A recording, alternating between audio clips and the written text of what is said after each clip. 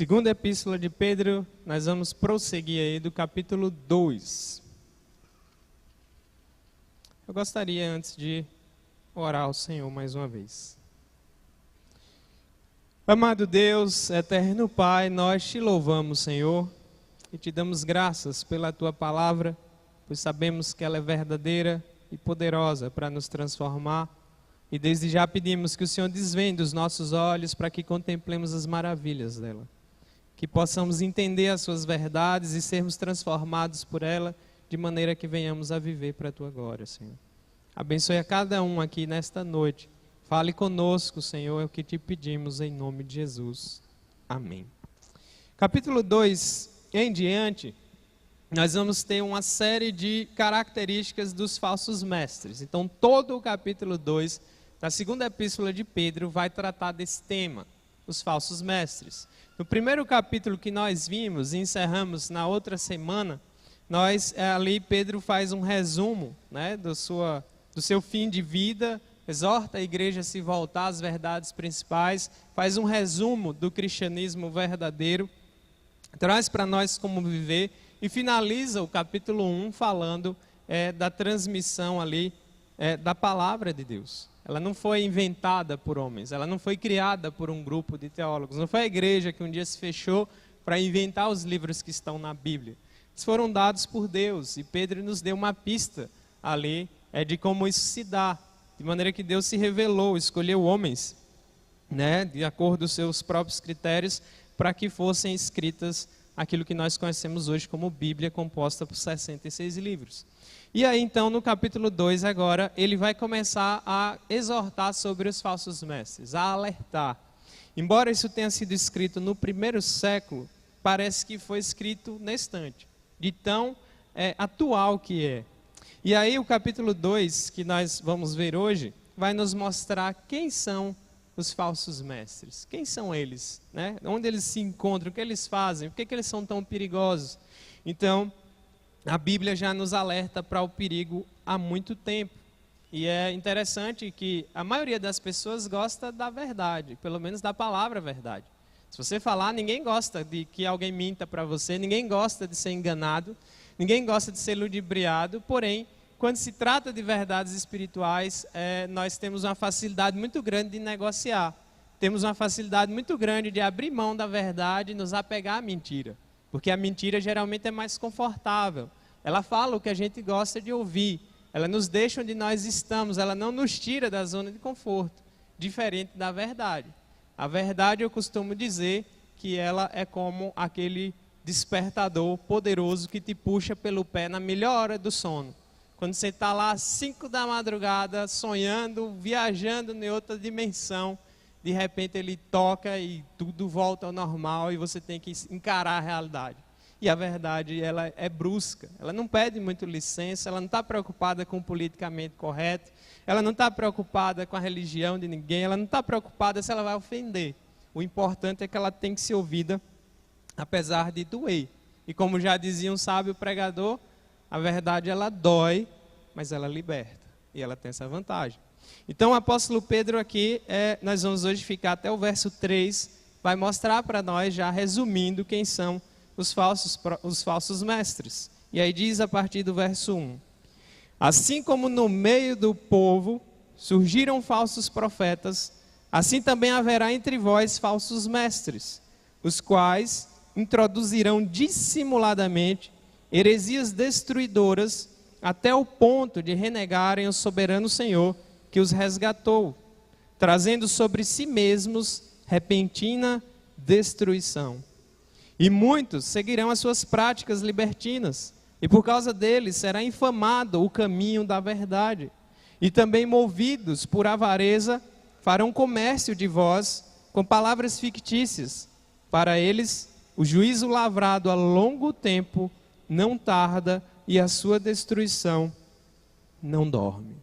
Então, a primeira característica de quem são os falsos mestres, o verso 1 nos traz. São aqueles que ensinam a mentira. E ensinam a mentira não porque são ignorantes com relação à verdade, mas porque eles querem ensinar a mentira mesmo. Afinal de contas, ela vai lhes trazer algum tipo de benefício.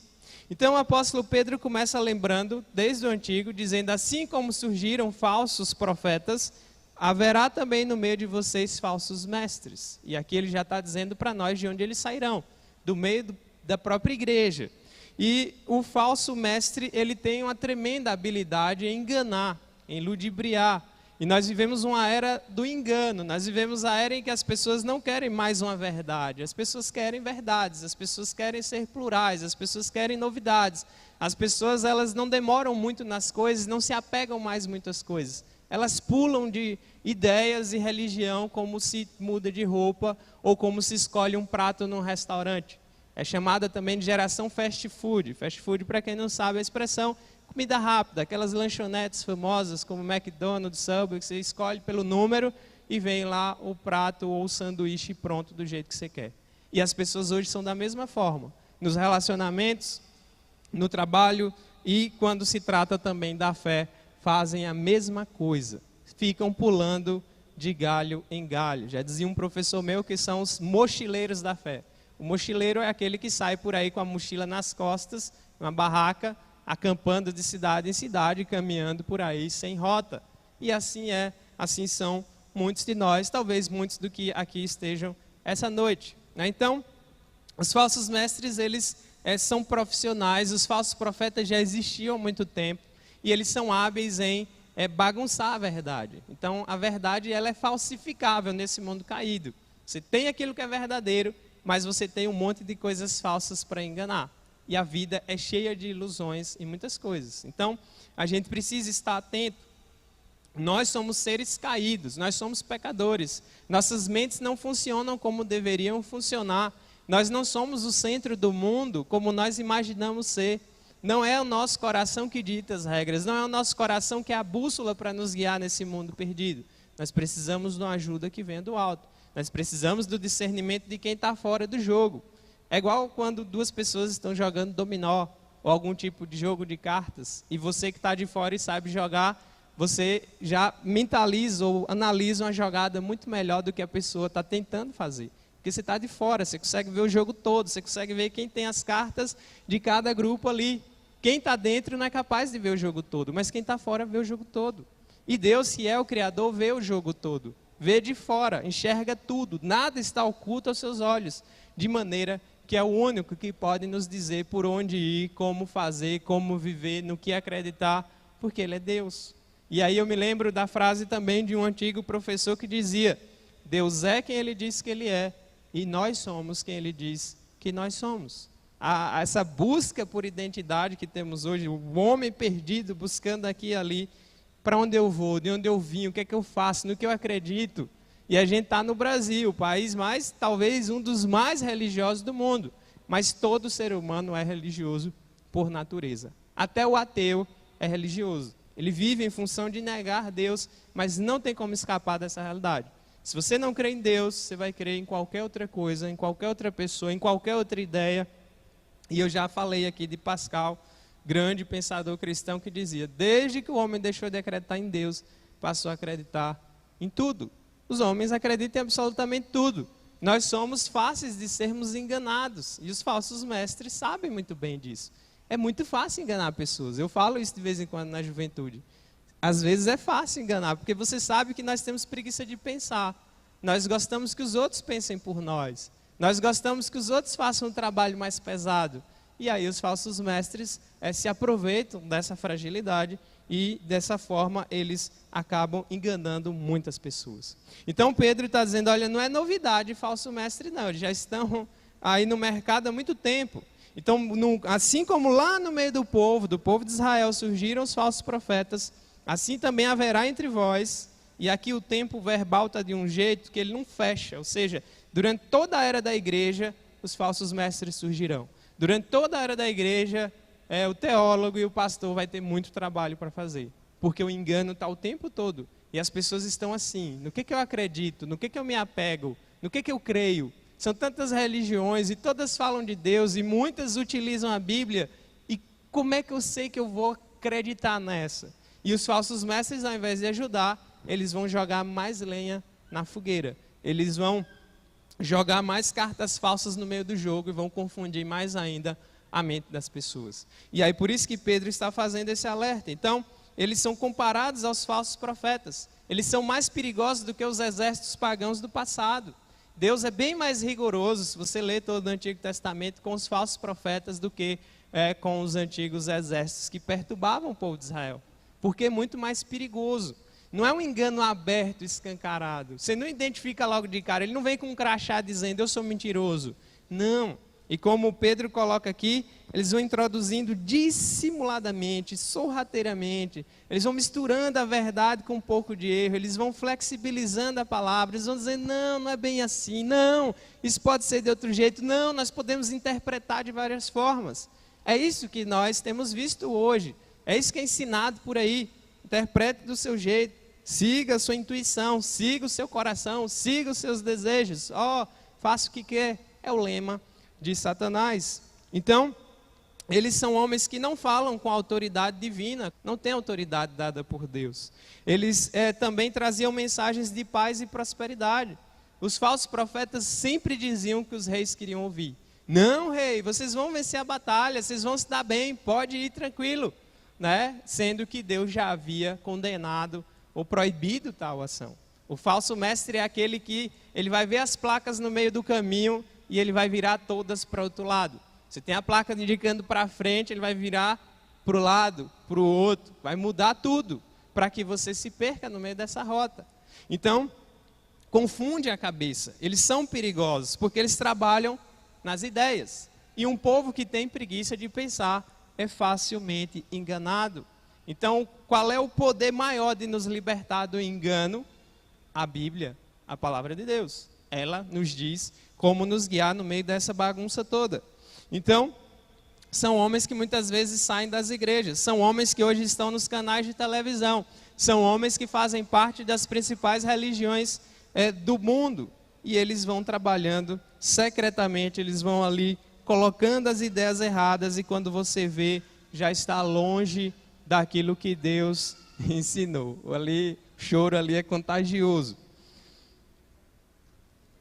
Então, seguindo aí, Pedro vai dizendo para nós, também haverá entre vós falsos mestres, os quais introduzirão dissimuladamente, ou seja, de maneira, aquele jeitinho assim, dando uma de que não estou entendendo, de que não sei, aquele famoso pegou, colou, né? Parece cristianismo, mas não é, parece que é da Bíblia, mas não é, por isso que é extremamente perigoso, muito, mas muito, muito, muito perigoso. E eu costumo dizer que a responsabilidade de um pastor, de uma pessoa que forma opinião hoje é muito grande, porque é fácil enganar as pessoas, muito fácil. É muito fácil chegar e criar uma ideia nova que pegue a maioria e torne seus seguidores. E é assim que o mundo vai funcionando. Então, eles vão introduzindo dissimuladamente, aí nossas traduções trazem heresias destruidoras, mas a melhor palavra aí seria opiniões destrutivas, porque heresia é uma palavra mais nova, mais moderna, mas opiniões destrutivas. E hoje são várias, né? Você liga a TV, você tem um cardápio religioso muito grande, e nas ciências da religião ele chama de mercado religioso, é o mercado da fé. Você chega lá e escolhe, né? E o brasileiro é aquele, segunda-feira ele vai no terreiro, aí terça-feira ele vai na igreja católica, quarta-feira ele vai na igreja evangélica, quinta-feira ele visita o centro espírita, sexta-feira ele dá uma folga, mas não se contenta, está buscando tudo, crê em tudo, e há quem creia em tudo, né? Horóscopo ainda é muito famoso. Eu me lembro quando criança das revistas famosas de um cara chamado João Bidu, não sei nem se ele é vivo mais ainda, mas fazia muito sucesso, principalmente entre a mulherada que gostava da revista do horóscopo. Hoje tem internet, se você for em São Paulo no metrô, o tempo todo está lá, Leão, Virgem, Sagitário, e há pessoas de igrejas evangélicas que consultam também o horóscopo. Nosso destino não está escrito nas estrelas, nosso destino não está mapeado nos astros, porque eles são inanimados, eles são meros corpos formados de átomos, eles não são capazes de fazer absolutamente nada. Então, perceba como a gente se guia. Há pessoas que imaginam que nós estamos conectados com as forças do universo. É claro que aí você já está indo além dos falsos mestres, já está indo para o engano total. Mas tem gente que quer buscar boas vibrações, boas energias. É aquela pessoa supersticiosa que bate na madeira, né, que bota a fitinha vermelha na testa para a criança não soluçar, que apela para São Longuinho para encontrar alguma coisa, enfim. A mente do brasileiro, a mente do homem sem Deus, ela é povoada de mitos e várias histórias. E por isso os homens são fáceis de serem conduzidos. Então, a primeira coisa que Deus faz quando nos converte é ir trabalhando o nosso coração para que a gente pense de acordo com a sua palavra, para que a gente desenvolva uma mente cristã. Então, por isso que eu comecei dizendo, a verdade ela não vai pedir licença. E obviamente que a Bíblia vai ser muito clara. O único caminho para Deus é Jesus Cristo. O resto é resto. Então, Jesus é a única porta, o resto é parede. Eu acho muito massa essa frase. E aí é que vai entrar em choque. A gente está em pleno século XXI, onde os intelectuais e a mídia vão dizer, olha, hoje é chique ser ecumênico. Temos que respeitar as religiões e temos. E se tem um grupo que lutou por liberdade religiosa no mundo, são os protestantes. Tem uma herança muito grande. Então, obviamente, isso não nos obriga também a concordar com todo mundo. O Brasil cabe muita gente. É um dos maiores territórios que se conhece. E tem todo tipo de religião. E todos têm o mesmo direito de abrirem os seus templos e fazerem os seus cultos. Mas nós não somos obrigados a concordar com todo mundo. Nós não somos obrigados a dizer que é bom, que é legal só para agradar você e ser hipócrita. Não. A Bíblia é muito, muito clara. A verdade é uma só. E a verdade não é só algo, é uma pessoa, que é o próprio Jesus Cristo. Obviamente que eu vou deixando mais para o final. Mas o engano está aí. Eu vejo muitas pessoas dizendo, olha, é difícil, o que é que eu vou acreditar? Cada um fala em Deus, cada um fala alguma coisa. Tem pessoas que imaginam assim, olha, falou em Deus, está bom. Mas se você for para um radical xiita, ele fala em Deus, mas não está bom, porque às vezes ele está com a bomba amarrada no corpo, explode e mata 100 pessoas de uma vez. Então não está bom. Toda religião é boa. Será que é mesmo? Tem religião que sacrifica criança. E isso não é conto de fadas, é real. Muitas vezes a polícia prende alguns desses locais onde são feitos sacrifícios com crianças hoje, em pleno século XXI. Você foi em São Paulo, é assustador, né? Mas todas são boas? Não são, não tem como ser. Todas podem se unir? Não tem como. Porque cada uma vai ter uma visão. Como é que junta?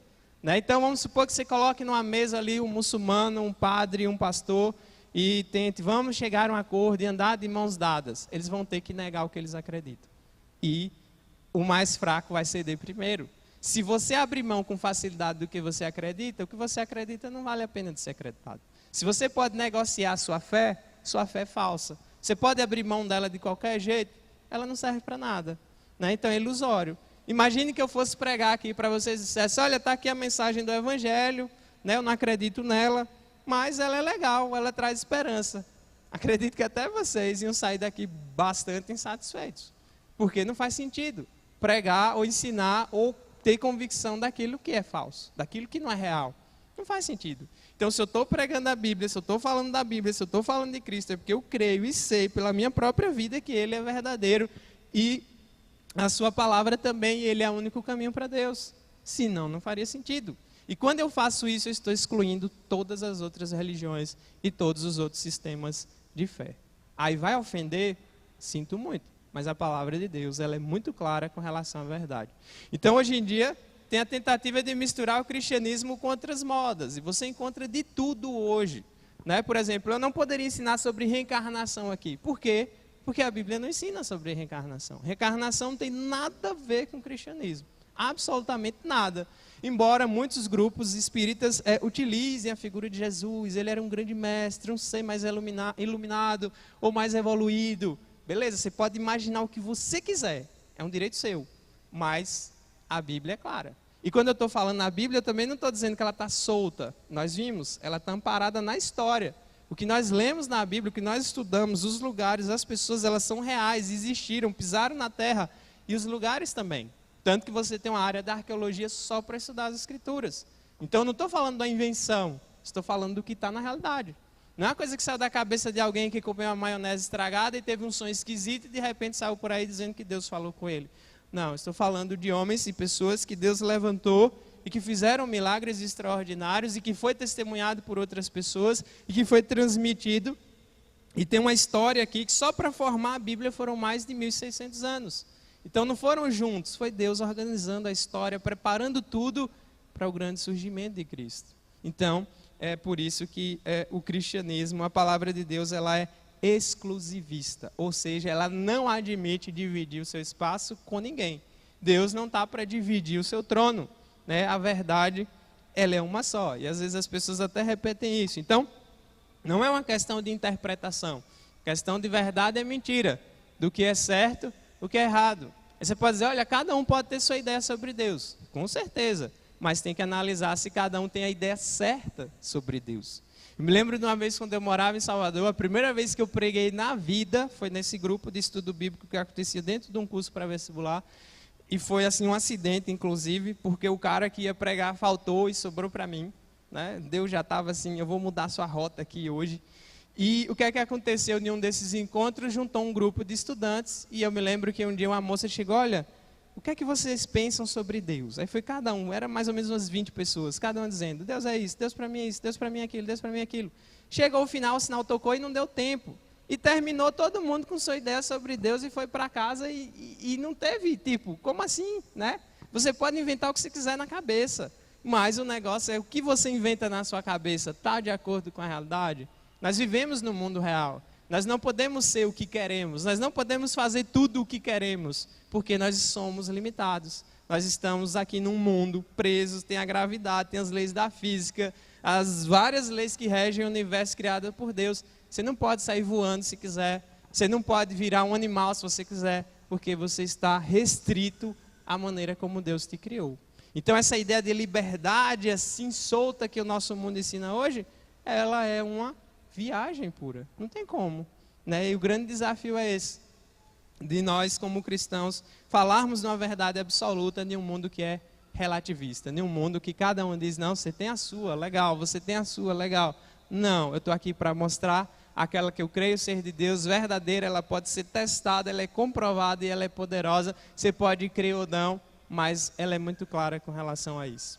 Então Pedro, né, Pedro está nem aí, que vão dizer, Pedro está nem aí se vão colocar no jornal que ele é intolerante, né, que ele é um radical, que ele é um fanático, é uma expressão que é muito utilizada para nós, e o próprio Pedro fala na sua primeira carta, olha, vocês vão ser difamados, o mundo odeia vocês, o crente é uma pedra do sapato do mundo, não tem jeito, porque o cristianismo choca de vez com as opiniões, com as viagens das pessoas, porque Deus vem para alinhar com o caminho dele e não o nosso. Então não é um Deus, Deus nos cria a imagem e semelhança dele, e não nós criando deuses à nossa imagem e semelhança. Esses não servem para absolutamente nada. Histórias de heróis são mais interessantes do que você criar um Deus na sua cabeça, e até menos perigoso talvez, né? Porque se você cria um Deus falso na sua cabeça e acha que Deus se agrada, você muitas vezes está cometendo idolatria e indo por um caminho errado. Então a Bíblia vai trazendo a gente para o caminho certo, é por isso que Pedro está alertando todo mundo, olha, os falsos mestres vão surgir. Se você ler a carta de Judas, que está um pouquinho mais na frente, deixa 2 Pedro marcado aí você vai um pouco na frente, antes de Apocalipse, é uma carta pequenininha, que o tema dela é quase igual o de Judas, tanto que há uma discussão quem usou quem como base, se foi Judas que usou Pedro, 2 Pedro como base, ou se foi Pedro que usou Judas como base. Bom, não interessa, o fato é que os dois eram de Deus, é direcionado por Deus, e está aqui escrito. Mas no verso 3 da carta de Judas, é interessante quando ele está aqui escrevendo, não tem, só tem um capítulo em Judas, verso 3, diz, amados, quando eu empregava toda a diligência em escrever-vos acerca da nossa comum salvação, foi que eu me senti obrigado a corresponder-me convosco, exortando-vos a batalhardes diligentemente pela fé, que uma vez por todas foi entregue aos santos. Que fé é essa? As doutrinas fundamentais do cristianismo e da Bíblia. Aí ele vai dizer, pois certos indivíduos se introduziram com dissimulação, os quais desde muito foram antecipadamente pronunciados para esta condenação, homens ímpios que transformam em libertinagem a graça de nosso Deus e negam o nosso único, soberano e Senhor Jesus Cristo. Judas ia escrever sobre a salvação. Aí ele diz, olha, aqui tem uma emergência agora, porque o engano está aí e eu preciso alertar todo mundo com relação ao engano e à mentira. As cartas elas estão tratando de situações específicas das igrejas, mas os princípios que nós estamos vendo aqui valem para várias outras ideias e várias outras religiões. Então, misturar o cristianismo não funciona. Ou é o bíblico, ou então ele não serve para muita coisa. Ele deve ser descartado. E aí, voltando 2 Pedro, né, a gente prossegue lá e vai dizendo para nós o segundo ponto agora dos falsos mestres. O primeiro é que eles ensinam a mentira. Eles não têm nenhum compromisso com a verdade. E segundo ponto aqui é que eles são populares, né? Observa aí o verso 2. E muitos seguirão as suas práticas libertinas. Muitos. Não dá para saber. São populares, né? As mega igrejas neopentecostais são lotadas, né? São muitas pessoas. Em busca de quê? Bens. Em busca de quê? Cura de doenças. Em busca de resolver problemas. Como se Deus fosse ali a fila do SUS, ou a fila do INSS, ou então Silvio Santo Celestial. Não é, né? Então, o que é que vai acontecendo? Eles são bem populares, mas eles não são piedosos. Eles são homens comprometidos com a massa e com o povão, mas com as pessoas não. E já dizia outro professor meu, quem ama multidões odeia pessoas. Não tem como. Não dá para você amar o coletivo, né? Cada um tem um jeito, cada um tem um estilo. Nós somos criados para interagir.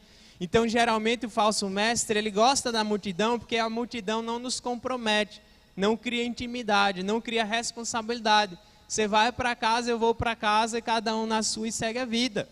Nessas mega igrejas que você encontra, e inclusive essas que estão na televisão, e por questões éticas, dá muita vontade de dizer os nomes, em alguns momentos eu até deixo escapulir, mas vocês conhecem porque são extremamente populares. E na televisão hoje, o único pastor que eu recomendo você assistir é o reverendo Hernandes Dias Lopes, da Igreja Presbiteriana do Brasil.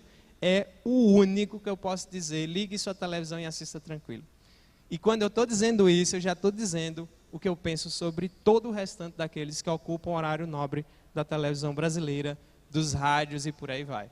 Se você vai em São Paulo, Salvador, você tem um monte de estações de rádio, com centenas de igrejas e aquelas coisas mais absurdas que você possa imaginar, usando o nome de Deus para todo lado, né? Então, são populares, mas não têm uma vida transformada, não têm caráter, né? E isso é muito perigoso. Eles têm um comportamento imoral, eles trazem vergonha, eles trazem uma doutrina falsa, não tem mudança de vida. Então, eu sempre falo aqui, o Brasil é religioso, mas é extremamente corrupto.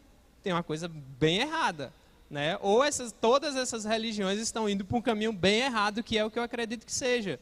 Porque você vai olhar o censo, de 10 em 10 anos é feito o censo das religiões no Brasil, e vai analisando o crescimento aí de cada grupo, e você observa um crescimento de vários segmentos, inclusive o segmento evangélico, mas você não vê mudança de vida, você não vê essa mudança na sociedade, você não vê pessoas melhores, você não vê políticos melhores, você não vê empresários melhores, você não vê nada melhor.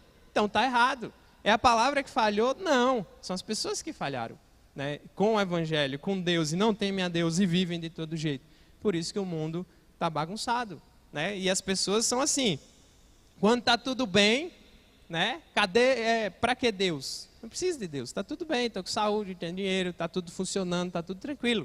Mas quando o bicho pega, cadê Deus? O ser humano é assim, nós somos assim. Está tudo bem, para que Deus? Está tudo ruim, cadê Deus? E aí vai reclamar. É incrível como o ser humano é. Igual muitos ateus. Tem ateu que tem raiva de Deus, o que é algo extremamente louco e contraditório. O cara tem uma fúria com Deus. Cadê Deus? Se você não crê em Deus, por que você está questionando? Não faz sentido nenhum, né? Então, é assim que funciona. E os falsos mestres, eles entram em contradição, eles distorcem as escrituras, eles têm uma vida diferente, ou seja, uma vida que não condiz com aquilo que ensinam. E aí ele vai dizendo para nós aí, olha, no verso 2, muitos seguirão suas práticas libertinas. Libertinos são aqueles que não estão nem aí para a verdade, para a vida, para a santidade, vivem uma vida de pecado.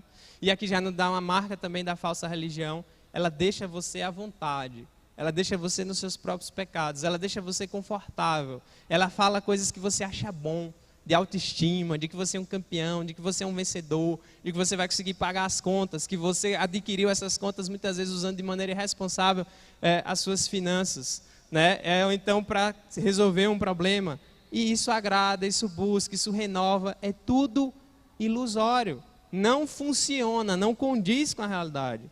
E ao verso 2 vai dizendo, e por causa deles, desses homens, por causa deles será infamado o caminho da verdade.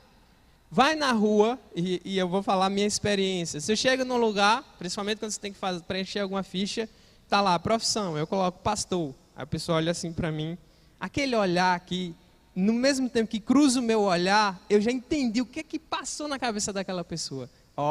Aí rouba pessoas. Aí está se aproveitando, ganhando dinheiro na moleza, enrolando pessoas com a conversa barata, porque, de fato, pastor, e principalmente um pastor falso, se tem uma área que você pode ficar muito rico fazendo o que é errado, sem compromisso com Deus, é essa área.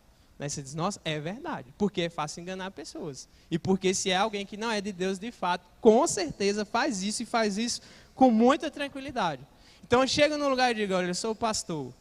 O olhar já é estranho, né? Então, porque, não só no sentido às vezes, porque é jovem, não. Porque a visão de um pastor hoje no Brasil, infelizmente, está bem manchada por causa dos falsos mestres. Né? A visão que as pessoas têm da igreja, a visão que as pessoas têm de muitos evangélicos, porque são pessoas que professam a fé, mas não vivem a fé que professam.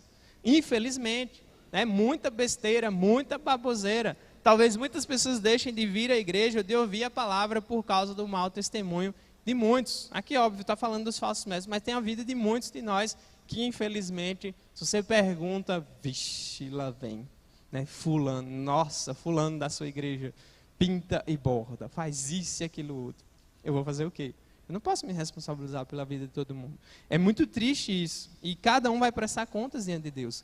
Mas a desculpa que você usa para não vir à igreja com relação às pessoas também não cola. Porque, né, o pastor Paulo já numa das suas pregações falou, você vai trocar Jesus Cristo por Judas? Havia um traidor no meio dos 12. Aí imagine você lá, Jesus, vem comigo, eu não vou não, que Judas está lá. E Judas é ladrão, é gente ruim. Se bem que eles nem sabiam até o final que Judas era peça rara. Eu não vou na igreja não, porque está cheio de gente hipócrita lá dentro. Me diz onde é que não tem gente hipócrita nesse mundo que a gente vive. Me diz, em que setor, em que instituição que eu quero ir lá conhecer de perto. Porque eu tenho certeza que nesse mundo que a gente vive, não faltam pessoas hipócritas. No trabalho, na faculdade, na escola, na família, na igreja, onde for. Então, essa desculpa também não cola. E aí o pastor Josemar Bessa, muito ironicamente, né, uma vez um homem disse isso para ele, olha, eu não vou para a igreja porque lá está cheio de gente hipócrita. Ele pode vir que tem lugar para mais um, né? Lá cabe mais um.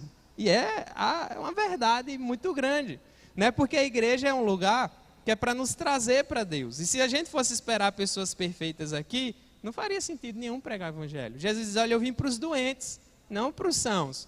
Eu não vim para os perfeitos, aquela pessoa assim que é perfeita. Eu vim para os que sabem que são miseráveis pecadores.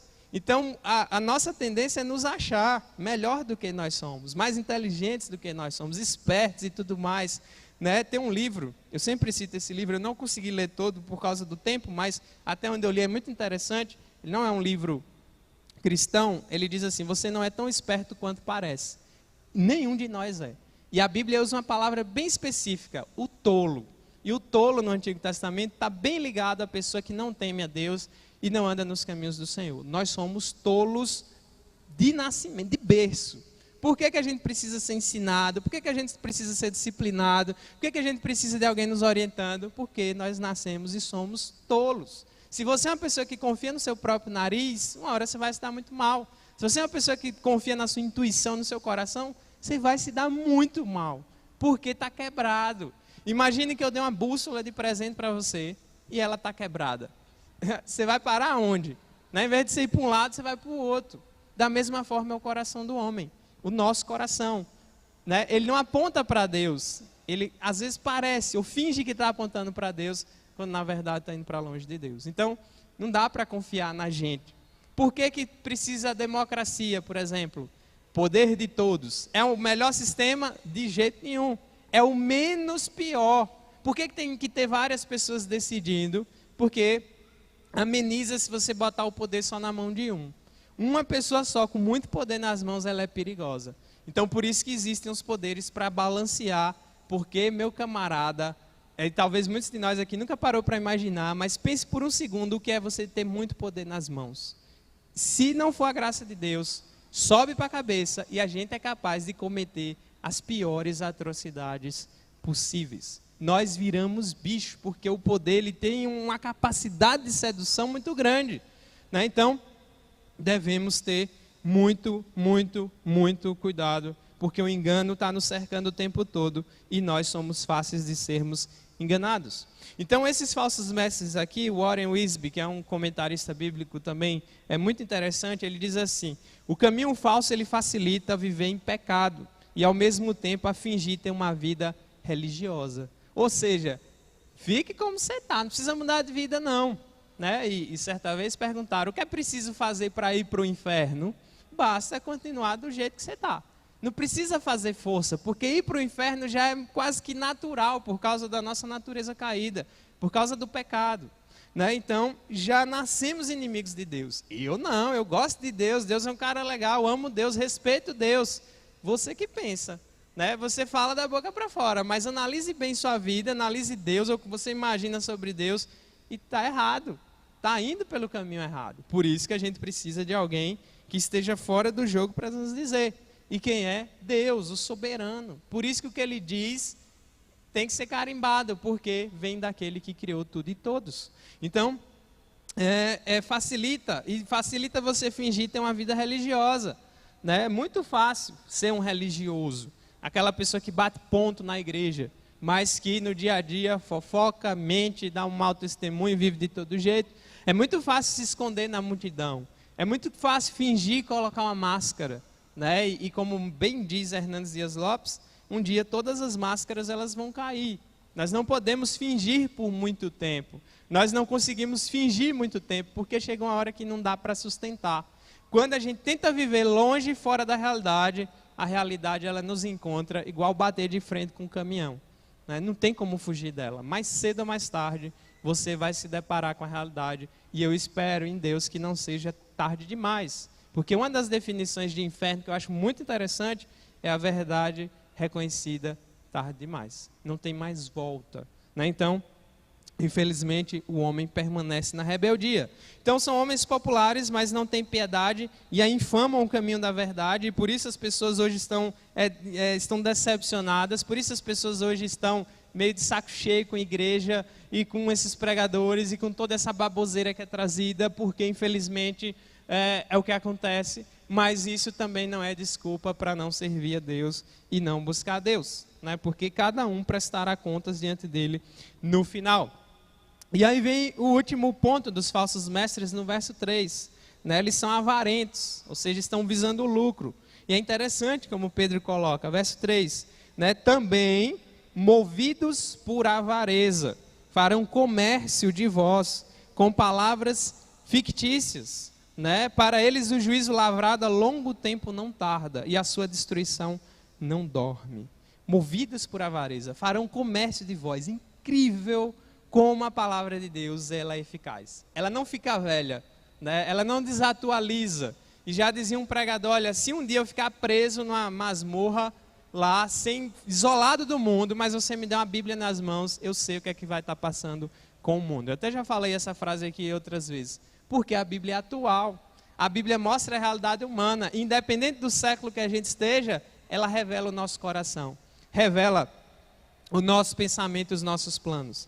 Então, eles usam palavras fictícias. Eles fazem das pessoas comércio, né? Essas grandes igrejas que você vê na televisão, aí, as intergalácticas e universais e mundiais e não sei o que mais, né? Elas são igrejas que trabalham com um sistema de mercado. Elas não funcionam como uma igreja, elas são um mercado. Elas trazem produtos da fé. Elas oferecem produtos e você compra e você paga por eles. O problema é que isso não tem absolutamente nada a ver com Deus, a não ser o fato da condenação, né? Então, eles vão usar palavras fictícias. Às vezes a gente fica indignado: meu Deus, como é que a pessoa pega o salário todo e doa para uma igreja dessas? Como é que a pessoa pega, às vezes vende um bem, pega uma coisa e tudo para uma igreja dessa? Como é que se consegue isso? É o que eu estou dizendo, nós somos enganados. Aí talvez você dizer: eu sou muito esperto, jamais cairia nisso. Talvez você não caia nessa mais assim, mas se for um cara mais sofisticado, ele pega pelo pé. porque tem uma habilidade aprimorada. E se a gente não tem a verdade no coração, pode apostar que a mentira vai ganhar espaço. Então eles usam palavras fictícias. Essa palavra aqui traduzida por fictícia é plastos, de onde vem nossa palavra plástico. Aquilo que pode ser moldado, aquilo que pode ser copiado, aquilo que é falsificado. Imagina o plástico do Paraguai mesmo. Ou seja, eles vão trabalhar as palavras e o engano de uma maneira muito precisa. Hoje existem vários estudiosos, principalmente da propaganda e do marketing, estudando a mente humana, a falha humana. Eu já comentei na juventude, por exemplo, os engenheiros sociais. São homens que sabem como enganar. E aí eles jogam iscas na internet que fazem as pessoas caírem ou entrarem em sites imorais, enfim, serem levados pelo engano, buscando aquilo que as pessoas gostam de ouvir, gostam de ver e mexe com a curiosidade das pessoas. Mas o interessante é o desfecho deles, né? E você observa também que eles têm as mesmas características dos atuais. Quer ver essa lista aqui ao vivo? Liga a sua televisão, né? Às vezes meia-noite, tem um programa que passa a noite inteira, ou liga em outros horários, aí pega aqui a Bíblia, vai olhando aqui e olha para lá. E marque, né? Faz igual um bingo, vamos dizer assim. Está aqui, essa marca, mentiroso, avarento, né? E aí, popular, mas sem piedade. Pode marcar todos os quesitos que vai bater, porque a palavra de Deus, ela é verdadeira. Então, né, ele vai continuando. Hoje nós temos várias ideias que os falsos mestres trazem. Uma delas é o pluralismo. Toda religião é boa e toda religião salva. A Bíblia já joga essa fora logo, aponta para Cristo. A gente tem o relativismo, cada um tem sua verdade, mas a Bíblia vai dizer que a verdade é uma só e a verdade está somente em Cristo e vem somente de Deus. E outra coisa que os falsos mestres trabalham bem é a questão do emocionalismo. E aqui é um prato cheio para os falsos mestres. Então, o brasileiro é muito sentimental, e o sentimento substitui o pensamento. E eles sabem que nós gostamos de sentir, eles sabem que a gente gosta de arrepiar, que a gente gosta de se emocionar, que a gente gosta de chorar. Aí ele bota uma musiquinha de fundo, e aí começa, e de repente você está chorando, e de repente você está no embalo, e de repente você, Deus está falando comigo. Não, é você que está arrepiando, é o ar-condicionado que está gelado, coisa do tipo. Não quer dizer que nós não temos emoções, e que as emoções são todas ruins, não. Mas elas são perigosas, porque elas não podem ser nosso guia. Então, a Bíblia e Deus e a transformação que Ele traz na nossa vida, mexe com todo o nosso ser, com a nossa vontade, com os nossos pensamentos. Eles são alinhados por essa verdade. E eles sabem que o brasileiro é emocional, é aquele que gosta do discurso bonito, é aquele que gosta da camaradagem, da cordialidade, né? Pegou em minha mão, me deu um abraço, é um cara humilde, é legal e tal. O brasileiro gosta muito disso, é da nossa cultura. Só que ao mesmo tempo, é aquele tapinha, depois vem a facada e o engano por trás. A gente tem que ter muito cuidado, né? Então, são as características que nós vamos vendo nesses homens, e vão ter mais nas próximas pregações, e nós vemos hoje. Talvez muitas pessoas que entraram aqui nessa noite tenham aí seus pregadores favoritos da televisão. Toma cuidado, meus irmãos. A maioria deles são raposas velhas e hábeis na arte do engano. Muitos, infelizmente, se corromperam e seguiram o caminho errado. A Bíblia é a verdade, Deus é a verdade. E eu já falei isso em Itaguaçu e repito aqui. Eu sou humano e sou falho.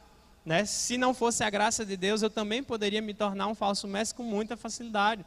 Poderia enganar, poderia seguir outros caminhos, poderia acreditar em teologias erradas e antibíblicas. Mas só Deus é quem nos garante nos livrar disso.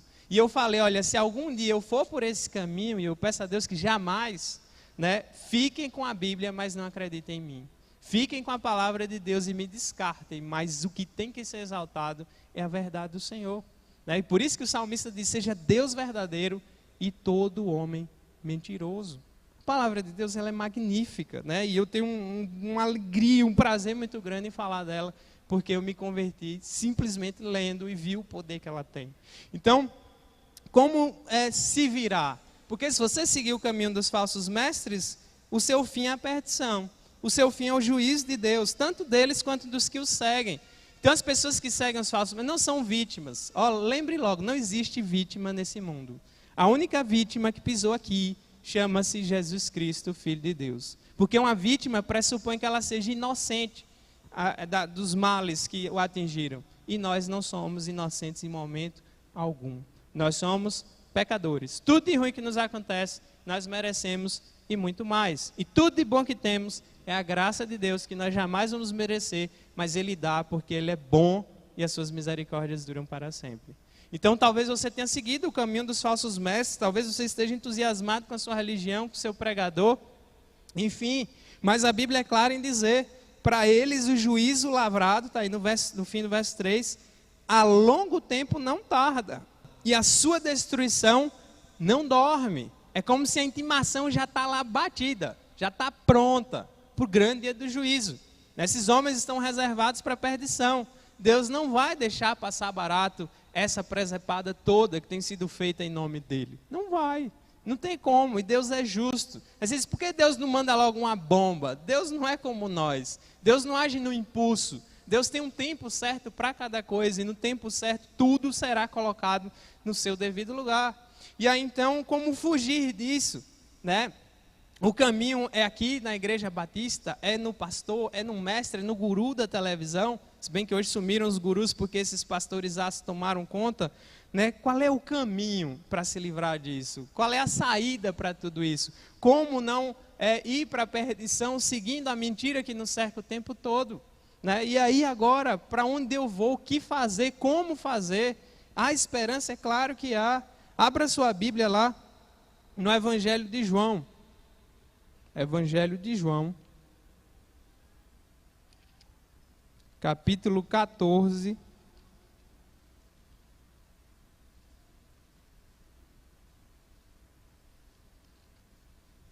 versículo 6. O maior mestre de todos. Jesus não foi um mestre que pregou a verdade. Jesus é um mestre que é a verdade. É bem diferente. É óbvio que o que ele falou é tudo verdade.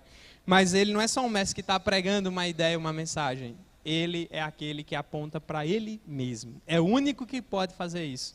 Então, a saída para que você não seja mais enganado, para que você tenha os olhos abertos, para que você tenha uma nova vida, para que você não se deixe levar muito fácil pela mentira e pelo erro, é você entregar a sua vida ao verdadeiro mestre, ao mestre supremo.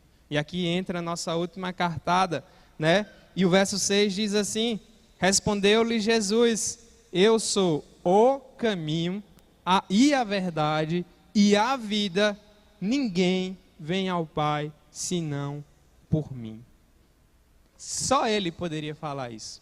Só ele pode dizer isso. Nenhum homem hoje, nenhum mestre religioso hoje pode dizer: venham, me sigam, eu sou a luz, eu sou o caminho, eu sou a verdade, eu sou Deus. Se alguém disser isso hoje, você pode internar, né? Que ou ele é um mau caráter, vai preso, ou então ele é um louco, tem que ser internado, né? Então, mas Jesus, que é homem e que é Deus, e que andou aqui, e que encarnou, que é o Filho de Deus, ele é o mestre dos mestres, ele é verdadeiro.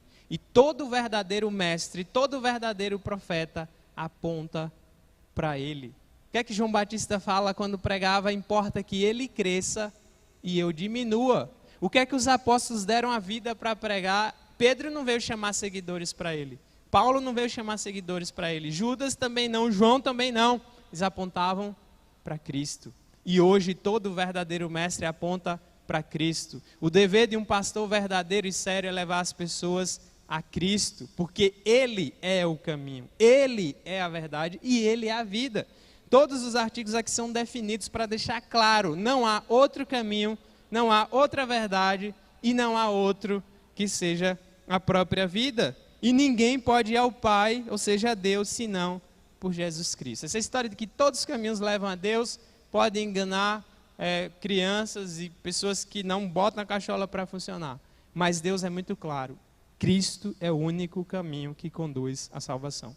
Cristo é o único caminho que conduz o homem a Deus. Cristo é o único que pode, de fato, nos transformar, nos salvar e nos livrar do mal de uma maneira especial. Então, meus caros, a ideia não é você crer em mim. Eu não quero que você me siga, né? Eu não quero que você seja mais um membro da Igreja Batista.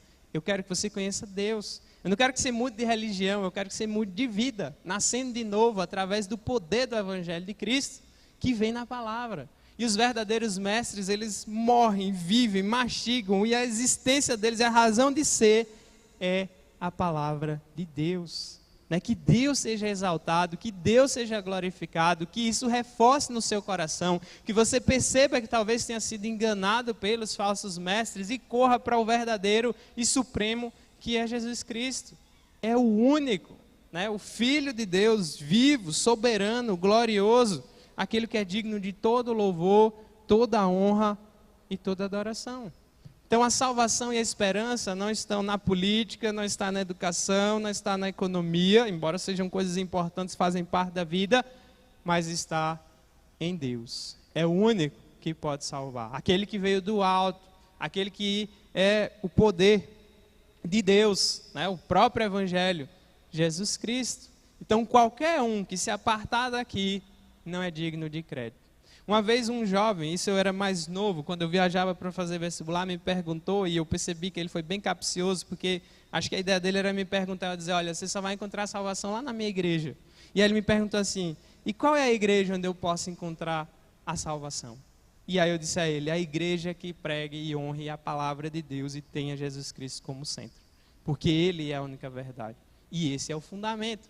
Então você não vai encontrar salvação só aqui, você só vai encontrar salvação em Cristo. E essa igreja aqui só é útil enquanto ela for fiel a essa palavra. Os pastores é que só são dignos de ser ouvidos enquanto eles forem fiéis a essa palavra. No dia, e que Deus nos livre disso, que algum de nós se desviar dela, não somos mais dignos de absolutamente nada. Então creiam em Cristo, não em nós. Busquem a Cristo, não a nós. Confiem em Cristo, não em nós. Porque Ele garante, porque Ele é Deus e Ele é o Salvador. Que Deus aplique a sua palavra aos nossos corações e nos ajude a seguirmos o verdadeiro no meio de tantos falsos que existem, infelizmente, no nosso meio e no nosso tempo.